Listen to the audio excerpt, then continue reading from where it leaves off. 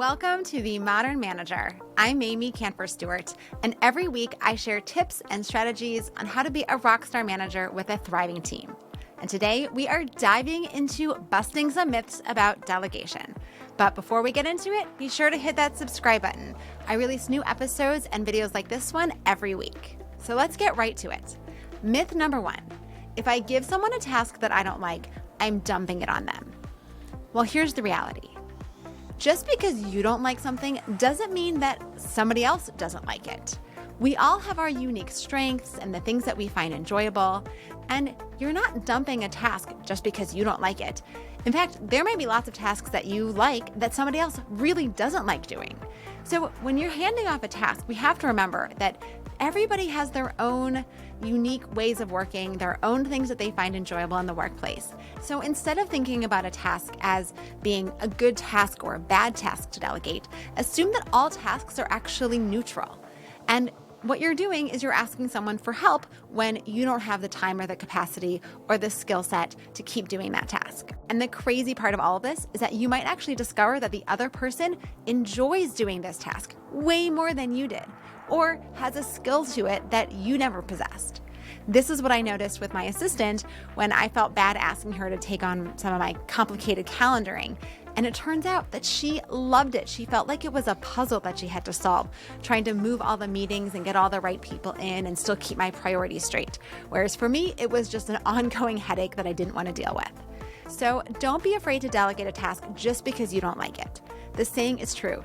One person's trash is another person's treasure. You never know what task you're handing off that might be the perfect task for your team member, assistant, colleague, whoever it might be. Myth number 2, my people are too busy. I cannot give them any more work to do. Reality? Well, they may be really busy and their plates might be full, but that doesn't mean that you don't need to delegate to them. Just like you are constantly prioritizing with your own task list, so can your team members. And so when you delegate a task to them and their plate is already at capacity, that's an opportunity for you to talk with them about how to reorganize, how to be dynamic in their prioritization. Is there something they can take off their plate completely? Is there something they could delegate to somebody else? Or do things just need to get adjusted in terms of the timeline to accommodate this more urgent and important task? Just because they're busy doesn't mean they don't have time to take things on, just like you are constantly taking things on. But the key is that when you hand over a task or when you're delegating a task to a team member who's already busy, make sure you let them know that you're there to support them and to help them be dynamic in their prioritization and figure out how to make this task fit in.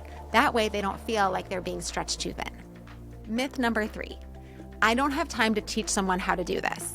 Well, the reality is that you don't have time not to. I hear this from so many managers. I'm just too busy. I don't have time to delegate this. I don't have time to explain it to somebody. But as long as you continue to do that work, you are going to stay in this cycle of not having enough time. And if you look at it instead from a return on investment perspective and say, okay, if it takes me 20 minutes a week to do this task, and it's going to take me an hour to plan and communicate this and help the person get onboarded, then in 3 weeks, I will have made up that hour, and that means that every week after that, I am now saving 20 minutes. That's a pretty good ROI. And even if it takes me 5 minutes every week consistently to review whatever it is that I've delegated, it still means that in 4 weeks, I'll have made up my investment. So you do have time. You just need to think about it as an investment, not a cost. And there are plenty of tips and tricks for how to speed up that delegation planning and communication and support. So for example, recording yourself doing a task and narrating what you're doing so that the person can now refer to that video instead of coming back to you for questions.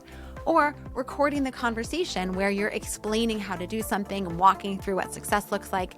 And again, now that recording becomes a place where the person goes to for support first before coming to you, freeing up even more of your time and enabling them to work even more independently. Myth number 4, it is too complicated for someone else to do. I don't know how to explain what success looks like. I just know how to do it and I know what done looks like. Reality?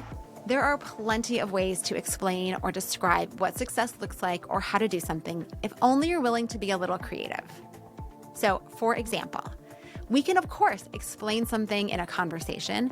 We can demonstrate something to someone, but we can also show them examples of past work and explain, why is this piece successful? What about it is hitting the mark? We can even use our competitors' products to describe what success looks like. Or, one of my favorites, explain what isn't successful. What would you say, this is not good if it turns out like this? All of those are great ways that you can communicate how to do something or what is supposed to be done in a way that allows somebody else to get that picture of success and know what they're aiming for. Myth number 5, I can do it faster, and so I should just do it myself.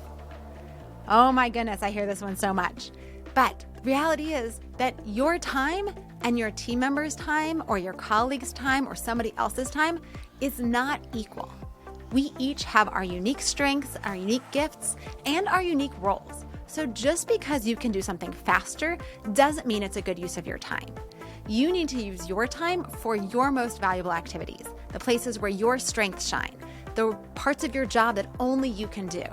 And if someone else can do this part of your job, if someone else can take this on for you, it is likely a better use of your time to be putting your effort somewhere else and allow this other person to take on this task. And let's face it, at the end of the day, we all only have 24 hours. So if you are bogged down by tasks that aren't unique to you, that someone else could take on, you are only inhibiting yourself. And so you need to find opportunities to let other people take those tasks on, even if it takes them longer, because that is a better use of their time, and you have things to do with your time that are going to be higher value add. So that's it. For more strategies and tips on how to effectively delegate, check out this video here, and don't forget to subscribe so that you never miss an episode of The Modern Manager.